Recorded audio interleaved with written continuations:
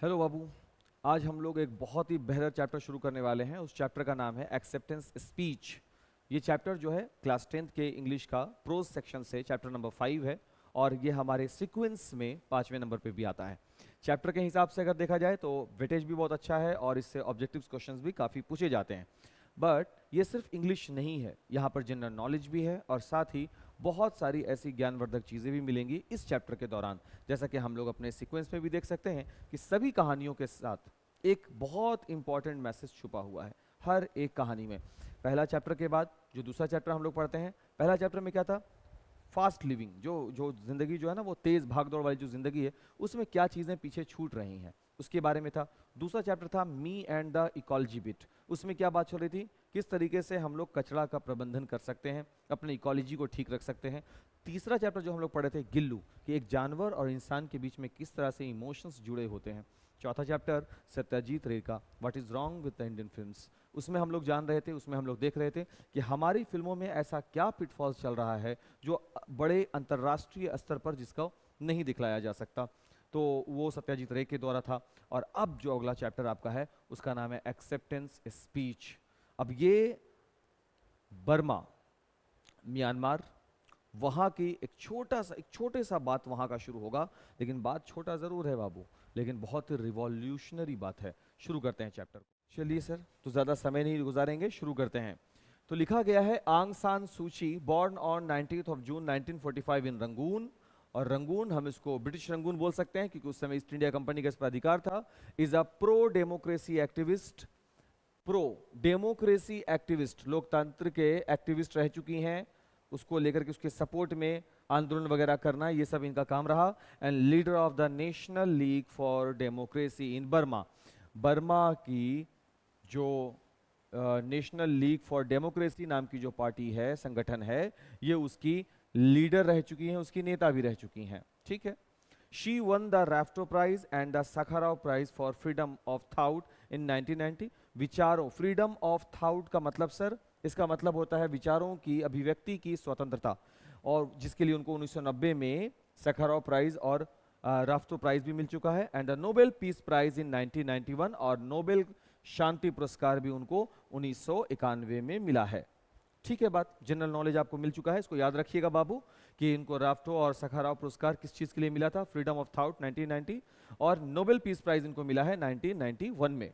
इसी पर है बाबू ये चैप्टर कि 1991 में ये क्या था, उनके जो बेटा है अलेक्जेंडर एरिस, उनको आना पड़ा था अवार्ड रिसीव करने के लिए। वो क्यों नहीं आई थी उस पर उनका बेटे का बहुत शानदार एक स्पीच है। उसी स्पीच को इस चैप्टर में शामिल किया गया है। उसी स्पीच को इस चैप्टर में जो रखा गया है, किस नजरिए से है, वो भाषण कैसा है, आपको देखना चाहिए, उसको सुनना चाहिए, बहुत शानदार है। और आपको यूट्यूब पर भी वो स्पीच मिल जाएगा। अगर आप चाहते हैं वो स्पीच, तो उस स्पीच का डिस्क्रिप्शन पे हम अपना लिंक रख देंगे, आप आसानी से वो स्पीच को देख लीजिएगा। And the Nobel peace prize in 1991, the acceptance speech. जो ये चैप्टर है, एक्सेप्ट करते समय अवार्ड वगैरह जो एक्सेप्ट करते हैं तो उस समय एक भाषण, संबोधन देना पड़ता है, उसी को कहा गया है acceptance speech. Given here was delivered on behalf of Aung San Suu Kyi by her son Alexander Aris. उनके बेटे जिनका नाम अलेक्जेंडर एरिस है, उन्होंने ये भाषण दिया है on behalf of his mother, अपनी माँ के बिहाफ में। माँ नहीं आ पाई। क्यों नहीं आ पाई? क्योंकि उनको घर में ही कैद किया जा चुका था, वो घर में ही कैद थी। ऑन द ओकेजन ऑफ, और कब? On the occasion of the award of the Nobel peace prize in Oslo, December 10 1991। 10 December 1991 का ये भाषण है, ओस्लो में हो रहा है ये भाषण। किस उपलक्ष्य में नोबेल पीस प्राइज मिल रहा है? किनको मिल रहा है? ऑंग सान सू ची को मिल रहा है। रिसीव करने वाले अलेक्जेंडर एरिस हैं। क्यों ये खुद नहीं आ पाई? क्योंकि इनको होम अरेस्ट, घर में ही इनको अरेस्ट रखा गया है, घर में ही से बाहर नहीं निकलना है इनको, हाउस अरेस्ट बोला जाता है। क्या है, क्यों है, आगे देखते हैं।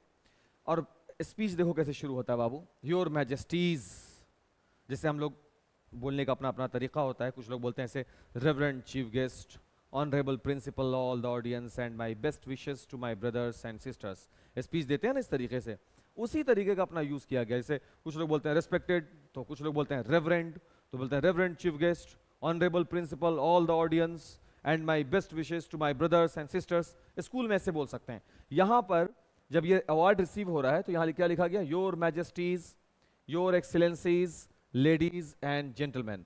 ये स्पीच दे रहे हैं अलेक्जेंडर एरिस। ये अलेक्जेंडर एरिस जो कि ऑंग सान सू ची के बेटे हैं। ऑंग सान सू ची अवार्ड रिसीव करने नहीं आई हैं क्योंकि वो हाउस अरेस्ट हैं। ठीक, कहाँ है ये कहानी, कहाँ चल रही है, म्यांमार में चल रही है। उस समय बर्मा के नाम से इसको जाना गया, अभी म्यांमार है। आई स्टैंड बिफोर यू, मैं आपके समक्ष खड़ा हूं। I stand before you here today, आज, to accept on behalf of my mother, स्वीकार करने के लिए, बिहाफ ऑफ माई मदर, अपने माँ के बिहाफ में मैं स्वीकार पत्र लेने के लिए खड़ा हूं। ऑंग सान सू ची, माँ का नाम संबोधित करते हैं। दिस ग्रेटेस्ट ऑफ प्राइजेस, ये महानतम प्राइजों में से एक, ग्रेट नहीं बोला गया है, ग्रेटेस्ट सुपरलेटिव बना दिया गया है। ग्रेटेस्ट ऑफ प्राइजेस, सभी प्राइजों में सबसे महानतम है नोबेल पीस प्राइज को, the Nobel prize for peace, शांति का नोबेल प्राइज। बिकॉज, क्योंकि सर्कमस्टांसेस यानी हालात, do not permit my mother, मेरी माँ को अनुमति नहीं देते हैं वो हालात, टू बी हियर, कि वो यहां रहें इन पर्सन। इन पर्सन का मतलब स्वयं वो यहां रहें, हालात ऐसे नहीं है। I will do my best, मैं अपना बेहतर करूंगा, टू कन्वे द सेंटिमेंट्स, उन भावनात्मक को प्रत्यक्ष रूप से रखने का कोशिश करूंगा। I believe she would express, जिस पर मुझे यकीन है कि वो ऐसा एक्सप्रेस करती। एक तो अवार्ड रिसीव अगर खुद आंग सान सू ची करती तो वो भावना अलग होती, उनके बेटे का भावना अलग होगी, बट उनका बेटा ये कह रहा है कि मैं पूरी कोशिश करूंगा उस सेंटिमेंट्स को, उन पहलुओं को रखने का। आई बिलीव, जो मैं सोचता हूं, मुझे लगता है कि शी वुड एक्सप्रेस, कि मेरी माँ जिस प्रकार से अपनी भावना को रखती, मैं यह मानते हुए उस भावना को रखने की कोशिश करूंगा। तो माँ के बिहाफ में तो उनका बेटा काफी हद तक वो पहलू को टच कर सकता है, क्योंकि वो उनके साथ है तो वो जानता है कि उनके साथ क्या तकलीफें आ रही हैं। वो एक्टिविस्ट रह चुकी हैं, तो वहां पर कितनी तरह की प्रताड़ना उनको सहना पड़ा है। थोड़ा सा बाबू, ज्यादा दूर है नहीं इंफॉर्मेशन, गूगल करो, तुमको उनके बारे में पूरा का पूरा उनका बायोग्राफी मिल जाएगा, तुम अच्छे से देख सकते हो। इवन अलेक्जेंडर एरिस का तुमको स्पीच भी मिल जाएगा। और अगर नहीं मिल रहा है तो मेरे डिस्क्रिप्शन में जाओ, वहां पर हम आसानी से इसका एक लिंक रख दिया है, क्लिक करो और उस वीडियो को देखो, और तुम देखोगे कि तुम्हारे किताब के लाइन बाय लाइन जो स्पीच लिखा गया है, your majesties, your excellencies, ladies and gentleman, एकदम यहीं से वो स्पीच शुरू होगा। और कितने संयम के साथ ये स्पीच डिलीवर्ड किए हैं, क्योंकि ये खुद नहीं दे रहे हैं, ये बिहाफ है, किसी के बदले में दे रहे हैं। ठीक, आगे देखिए। फर्स्टली, मतलब सबसे पहले, आई नो दैट, मैं जानता हूं कि, शी वुड बिगिन बाई, कि वो शुरुआत करती हैं अपने भाषण का, बाई सेइंग दैट, यह कहते हुए कि, she accepts the Nobel prize, कि वो स्वीकार करती हैं नोबेल प्राइज को, फॉर पीस, शांति के लिए, not in her own name, अपने नाम से स्वीकार नहीं करती हैं इस अवार्ड को, but in the name of all the people of Burma. किसके नाम पर? किसके नाम पर? मेरे नाम पर नहीं है ये अवार्ड। मतलब मेरी माँ अगर यहाँ पर होती तो वो बोलती कि लेडीज एंड जेंटलमैन, ये जो अवार्ड मुझे मिल रहा है ये मेरा नहीं बल्कि ये पूरे बर्मा के लोगों के लिए है, वो ऐसा बोलती। ये बात अलेक्जेंडर एरिस कह रहे हैं।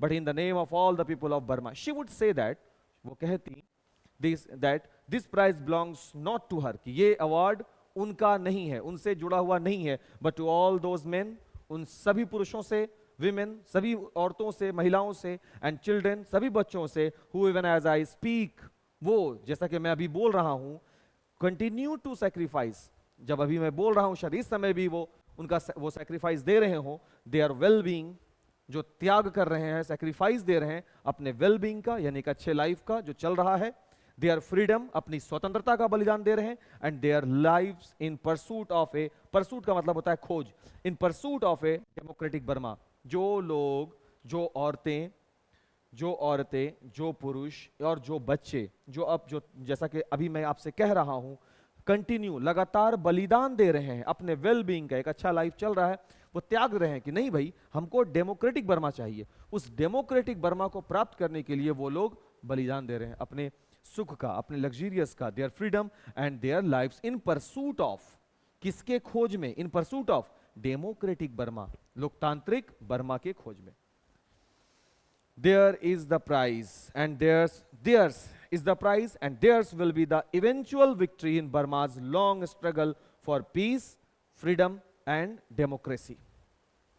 शांति का स्ट्रगल फॉर पीस, ये जो स्ट्रगल चल रहा है, झगड़ा चल रहा है, पीस क्या, फ्रीडम का, स्वतंत्रता का और डेमोक्रेसी का, तभी ये प्राइड जो है शांति का स्वीकार है.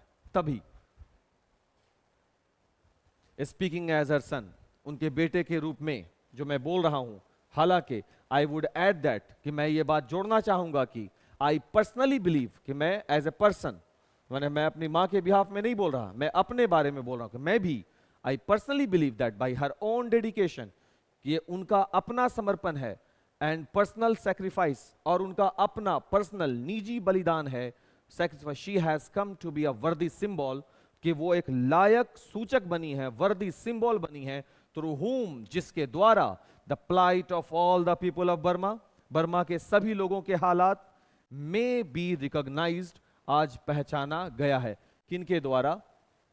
आंग सान सूची के द्वारा. तो यहां पर उनके जो बेटे हैं अलेक्जेंडर एरिस, वो बात को जोड़ते हैं, वो कहते हैं कि मेरी माँ ऐसा कहती, उसको हटाइए. एज ए पर्सन मैं खुद भी ये बात कहता हूं कि उनका इसमें पर्सनल सैक्रिफाइस जुड़ा हुआ है, और उसी पर्सनल सैक्रिफाइस के वजह से आज बर्मा के लोगों को विश्व मंच पर पहचाना गया है कि उनके साथ वाकई में ज्यादती हो रही है. And no one must underestimate, और कोई भी इसे अंडर एस्टिमेट ना करे, दैट प्लाइट, उस हालात को. The plight of those in the countryside, वो उनके हालात जो गांव में है, एंड टाउन्स, शहरों में है, लिविंग इन पॉवर्टी, जो गरीबी में रह रहे हैं, एंड डिस्टिट्यूशन, दरिद्रता में रह रहे हैं, दोज इन प्रिजन, जो जेलों में है, बैटर्ड एंड टॉर्चर्ड, जिनको पीटा गया, यातनाएं दी गई. The plight of the young people, उन लोगों के हालात जो जवान हैं. द होप ऑफ बर्मा, वो यंग लोग, वो यंग ब्लड, जो कि बर्मा की उम्मीद है. किसी भी देश की उम्मीद जो है उसका युवा वर्ग ही तो होता है. The hope of Burma dying of malaria, malaria से मर रहा है. In the jungles to which they have fled, that of the dying of the malaria in the jungles, to which they have fled, that of the Buddhist monks beaten and dishonored. इतने के बावजूद भी मन नहीं भरा है, तो क्या लिखा गया है कि बुद्धिस्ट मॉन्क्स, बौद्ध भिक्षुओं को बीटेन, पीटा गया, एंड डिसऑनर्ड, अपमानित किया गया. इतना कुछ, इतनी यातनाएं छिपी हुई हैं बर्मा की, और आज मैं इस मंच पर आकर के ये बात बोल पा रहा हूं, तो क्या कभी मुझे ऐसा मौका मिलता? नहीं मिलता. तो ये पर्सनली आंग सान सूची का देन है कि उनके वजह से आज मैं इतने बड़े मंच पर खड़ा हो करके बर्मा के हालात को बयान कर रहा हूं.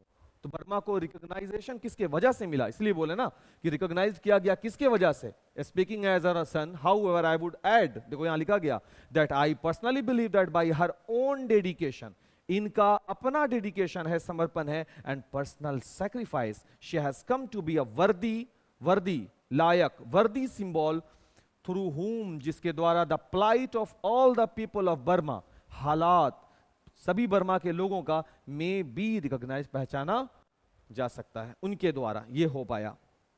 आगे, नॉर शुड वी फॉरगेट, और ना ही शुड वी फॉरगेट, भूलना जाना चाहिए, द मेनी सीनियर, कई बड़े, एंड हाईली रेस्पेक्टेड लीडर्स, उच्च सम्माननीय नेतागण, बिसाइड्स माई मदर, जो मेरे माँ के साथ साथ थे, हु आर ऑल इनकार्सरेटेड, मीन्स कि जिसे अलग थलग कर दिया गया, जिसे साइड कर दिया गया, उनको इनकार्स कर दिया गया. It is on their behalf, ये उनके बिहाफ में है, दैट आई थैंक यू, कि मैं आपका शुक्र करता हूं, फ्रॉम माई हार्ट, अपने हृदय से, फॉर दिस सुप्रीम ऑनर, इस महानतम सम्मान के लिए. द बर्मीज पीपल, बर्मा के लोग, can today hold their heads a little higher, आज बर्मा के लोग अपने सर को सम्मान से थोड़ा ऊंचा उठा सकते हैं.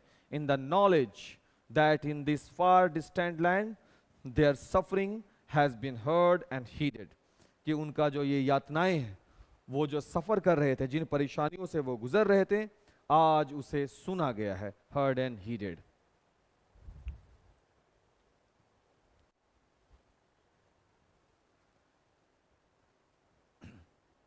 देखिए आगे क्या है. वी मस्ट ऑल्सो रिमेंबर, हमें यह भी याद करना चाहिए, that the lonely struggle taking place in a heavily guarded compound in Rangoon is part of the much larger struggle world wide, कि एक अकेले रूप से शुरू किया गया lonely struggle taking place in a heavily guarded compound, उस जगह से यह आंदोलन शुरू किया गया जो पूर्ण रूप से हेवली गार्डेड यानी विरोधियों से भरा हुआ था। वहां से शुरू किया गया यह आंदोलन in Rangoon is part of the much larger struggle. ये एक छोटा सा हिस्सा है उस बड़े संघर्ष का वर्ल्ड वाइड जो विश्व स्तरीय है। मींस लोकतंत्र की स्थापना, फॉर द इमेंसिपेशन, मुक्ति किसका? ऑफ द ह्यूमन, इंसान की आत्माओं का, फ्रॉम पॉलिटिकल टायरेनी, ये राजनीतिक जो टायरेनी है, परेशानी करने वाले हालात हैं, उससे मुक्ति का, human spirit from political tyranny, emancipation मुक्ति, एंड साइकोलॉजिकल सब्जेक्शन, और मनोवैज्ञानिक भी तो है, दोनों ही चीज है। The prize I feel sure, ये जो प्राइज है जिसके बारे में मैं आश्वस्त हूं, is also intended to honour all those engaged in this struggle. ये जो प्राइज है मुझे ऐसा लगता है कि ये इशारा करता है टू ऑनर, उनके प्रति भी सम्मान, ऑल दोज, वो हर कोई जो इंगेज्ड हैं, जो लिप्त हैं इन दिस स्ट्रगल, इस संघर्ष में, wherever they may be, जहां कहीं भी वो हों, सबके लिए ये अवार्ड है। It is not without reason, ऐसा बेकारण नहीं हो सकता दैट टुडेज इवेंट्स, कि आज का ये जो इवेंट है ओस्लो शहर में जो हो रहा है आज का ये इवेंट, उस दिन जानते हो, उस दिन ह्यूमन राइट ये था, मानव संसाधन, क्या उसको बोलते हैं भाई, जिस दिन ये अवार्ड बांटा जा रहा था, जिस दिन, उस दिन यहाँ पे वो बताएंगे ही, इंटरनेशनल ह्यूमन राइट्स डे, देखो यहाँ मानवाधिकार दिवस था, ह्यूमन राइट्स डे, और वो मानवाधिकार दिवस उस दिन था, तो उसके लिए अलेक्जेंडर एरिस बोलते हैं कि ये कोई आम दिन नहीं है कि आज मानवाधिकार दिवस भी है और नोबेल प्राइज मेरी माँ को आज हैंड ओवर भी किया जा रहा है। और वो लड़ भी तो इसी चीज के लिए रही थी ना, मानव के अधिकार के लिए ना। तो देखो क्या लिखते हैं, that today's events in Oslo fall on the international human rights day, अंतरराष्ट्रीय मानव अधिकार दिवस, celebrated through out the world, जो पूरे संसार में सेलिब्रेट किया जाता रहा है। सही, मानव अधिकार के लिए वो संघर्ष भी कर रही हैं, और उसी दिन नोबेल प्राइज का सेरेमनी भी है, और उसी दिन उनको अवार्ड भी मिल रहा है ना, शांति का अवार्ड मिल रहा है। और वो महिला कहाँ है? वो कहाँ है? हाउस अरेस्ट, घर में उनको बंदी बनाकर रखा हुआ है ना, कि आपको बाहर नहीं निकलना है। तो उनके बिहाफ में उनके बेटे जो हैं वो अवार्ड ले रहे हैं। मिस्टर चेयरमैन, अब देखो चेयरमैन को बोला जा रहा है, नोबेल प्राइज के चेयरमैन जो है, mister chairman, the whole international community, संपूर्ण अंतरराष्ट्रीय संस्था हैज अपलॉडेड, आज आपको अपलॉड कर रही है, आपकी वाहवाही कर रही है, the choice of your committee, कि आपकी कमिटी ने जो चेयरमैन की कमेटी होती है वही चुनाव करती है ना, तो आपकी कमेटी ने जो चुनाव किया है आज ऑंग सान सू ची का, इसके लिए आज पूरी अंतरराष्ट्रीय संस्थाएं जो हैं वो आपको अपलॉड कर रही है। Just a few days ago, कुछ दिन पहले की बात है, the United Nations UN passed a unanimous and historic resolution. कौन सा रिजोल्यूशन, कौन सा एक दूरदर्शिता यूनाइटेड नेशन ने पास किया? Welcoming secretary general Javier Perez de Cuellar's, ये नाम है बाबू, इतना ये पूरा नाम है, जेवियर से। स्टेटमेंट, उनका क्या कथन है? ऑन द सिग्निफिकेंस, आवश्यकता ऑफ दिस अवार्ड, किस अवार्ड की कितनी आवश्यकता है, एंड एंडोर्सिंग, और उन्होंने निवेश किया है, हिज रिपीटेड अपील्स, बार बार उन्होंने निवेश किया, यानी बार बार उन्होंने फोर्स किया, appeal for my mother's early release from detention, कि डिटेंशन, मेरी माँ के साथ जो प्रताड़ना हो रही है, जो डिटेंशन में है मेरी माँ, उसको जल्द से जल्द उन्हें रिलीज किया जाए, इसका उन्होंने बार बार पुरजोर अपना बात रखा है, इंडोर्स किया है उन्होंने। देखिए बड़े स्तर पर बड़े मंच की कहानी चलिए बाबू चैप्टर का लास्ट करते हैं। Let it never be said bye future generation, चलो अपने फ्यूचर जनरेशन से ये कभी ना कहें दैट इंडिफरेंस मीन्स होता है उदासीनता, साइनिसिज्म निराशावादी होना, और सेल्फिशनेस और स्वार्थी होना, made us fail to live up to the ideals of humanism which the Nobel peace prize encapsulates. अपने फ्यूचर जनरेशन से कहने की बात है कि चलो फ्यूचर जनरेशन से हम ये साफ साफ कह दें, ये ना कहना पड़े कि जो इंडिफरेंस है, जो भी हम आपको बताया, निराशा होना, साइनिसिज्म और सेल्फिशनेस स्वार्थीपन होना, मेड अस फेल, कि इसने हमें फेल कर दिया, वो हर चीज जो एक नोबेल पीस प्राइज के अंदर समाहित होता है। नोबेल पीस प्राइज जो है वो निराशावादी होना, उदासीन होना, निराशावादी होना, स्वार्थी होना, इन तीनों से दूर करता है कि नहीं आप ऐसा नहीं हो सकते। और अगर फ्यूचर जनरेशन, अगर आज हम इसमें फेल हो गए, तो फ्यूचर जनरेशन से आप क्या कहोगे कि आप इसमें फेल हो गए, कि आपने इंडिफरेंस को माना, आपने साइनिसिज्म को माना, आपने सेल्फिशनेस को माना, तो इसका मतलब ये प्राइज झूठा हो गया। तो चलो ऐसा करते हैं कि फ्यूचर जनरेशन से ऐसा ना कहें, उसको ठीक कर दिया जाए। Let the striving of us all prove Martin Luther King junior. ये जो हमारा संघर्ष है, ये जो हमारी कोशिश है, इसने मार्टिन लूथर किंग जूनियर को टू हैव बीन करेक्ट, सही साबित कर दिया। व्हेन ही सेड, कि जब उन्होंने कहा था, मार्टिन लूथर किंग जूनियर ने कहा था, दैट कि ह्यूमैनिटी, मानवता, can no longer be tragically bound, मानवता इस प्रकार से बंधी हुई बेबस नहीं हो सकती, to the starless midnight of racism and war. जो आधी रात, स्टारलेस मिडनाइट का मतलब होता है कि जो जिसकी कोई उम्मीद नहीं है, अंधेरा है, तो आधी रात नहीं बोल सकते ना, तो उसको क्या बोला जाएगा कि ना उम्मीदी में खोई हुई हो, ऐसा नहीं हो सकता। जो रेसिज्म, जो नस्लवाद पर हो और जंग पर हो, इस पे मानवता नहीं बैठी हुई होती, इस पर मानवता नहीं रह सकती है। मार्टिन लूथर किंग जूनियर का कहना था। बाबू इसके बारे में, means Martin Luther King junior के बारे में आप क्लास 12th में चैप्टर नंबर 4 में पढ़ेंगे। उस चैप्टर का नाम है बाबू आई हैव ए ड्रीम। बहुत शानदार चैप्टर है, उसको देखोगे तो वो नस्लवाद के बारे में, रेसिज्म के बारे में समझाएंगे। Let the efforts of us all, तो जो हमारी कोशिश है, प्रूव दैट, वो साबित करती है कि ही वाज, ही, यहां पर ही जो है वो मार्टिन लूथर के लिए है, ठीक। Prove that he was not a mayor dreamer, जो ये बात साबित करते हैं कि मार्टिन लूथर जो हैं वो कोई ड्रीमर नहीं थे, मतलब वो स्वप्नदर्शी नहीं थे, वो केवल ड्रीमर नहीं थे। When he spoke of the beauty of genuine brotherhood, कि जब वो genuine brotherhood, जब वो वास्तविक भाईचारे की बात करते थे, तो सच में वास्तविक भाईचारा एग्जिस्ट करता है। वो कोई ड्रीमर नहीं थे, वो कोई स्वप्नदर्शी नहीं थे जहां बस कह दिया कि भाईचारा होती है तो होती है, नहीं, सच में भाईचारा एग्जिस्ट करता है। इसलिए मार्टिन लूथर किंग एकदम सही थे। Of the beauty of genuine brotherhood and peace, और शांति, being more precious than diamonds और सिल्वर और गोल्ड। डायमंड, सिल्वर, गोल्ड से कहीं ज्यादा कीमती कौन चीज है भाई? बीइंग प्रीशियस, शांति। और कौन? ब्रदरहुड, वास्तविक भाईचारा, ये कहीं ज्यादा शांति लेकर के आता है। Let a new age dawn, अब एक नए युग का प्रारंभ होगा, अब एक नए युग की शुरुआत होगी। और उसके बाद अलेक्जेंडर एरिस थैंक यू बोलते हैं। यहाँ वो ब्रदरहुड की बात कर रहे हैं उन बर्मा के लोगों के लिए जो उनके और उनकी मम्मी के सपोर्ट में है। इसके लिए वो ब्रदरहुड का कहते हैं कि एक्चुअल में ब्रदरहुड ही है जो आपको सही शांति, सही पीस ला कर देता है।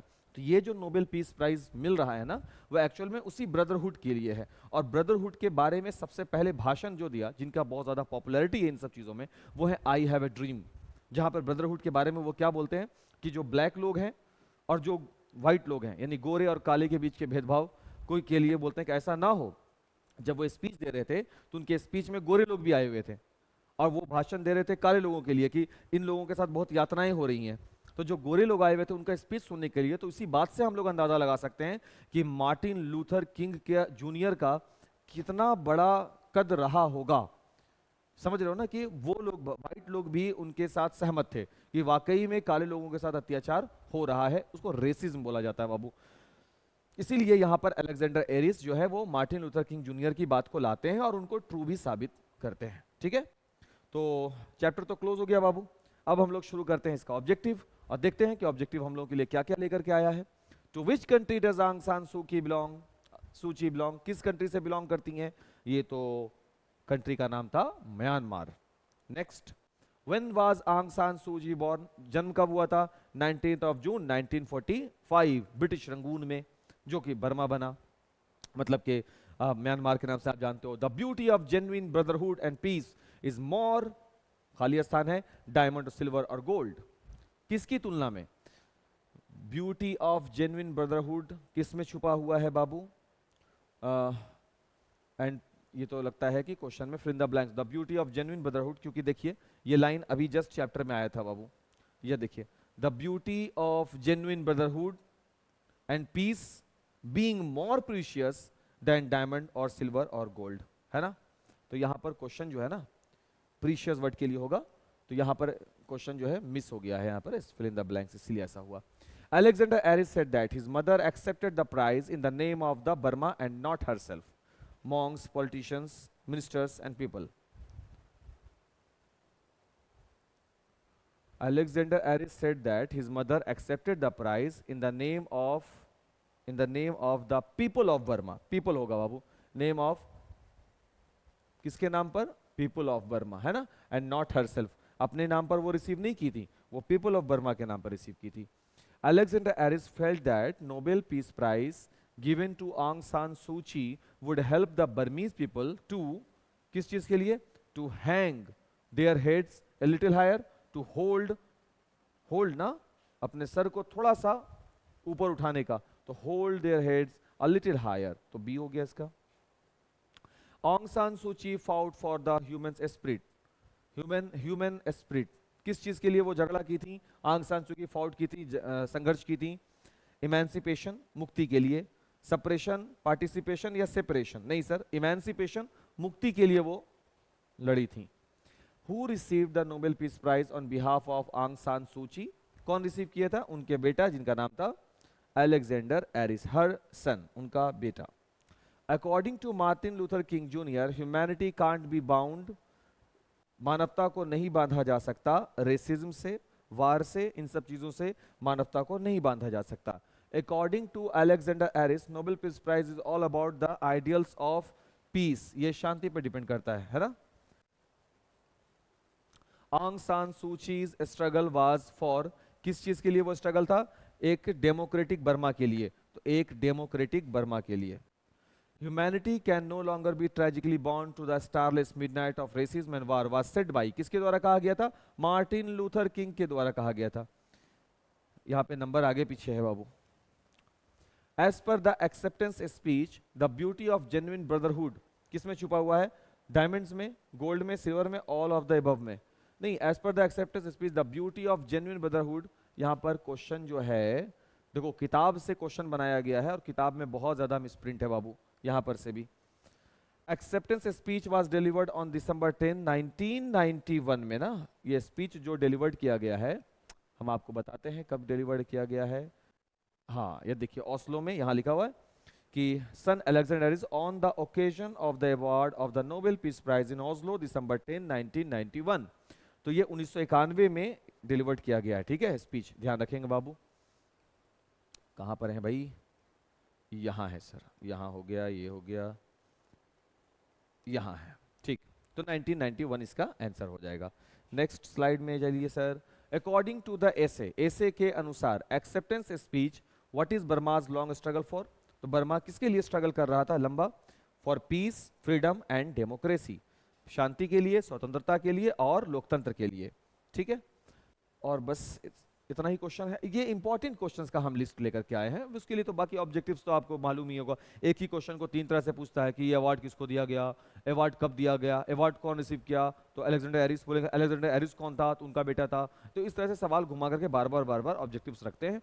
हम इस तरह से क्वेश्चन को रिपीट नहीं किया, हम चाह रहे हैं कि 5-6 क्वेश्चन, 10 क्वेश्चन, 12 क्वेश्चन रहे, कि आप एक पहलू चेक कर लें कि किस तरह से सवाल रहते हैं।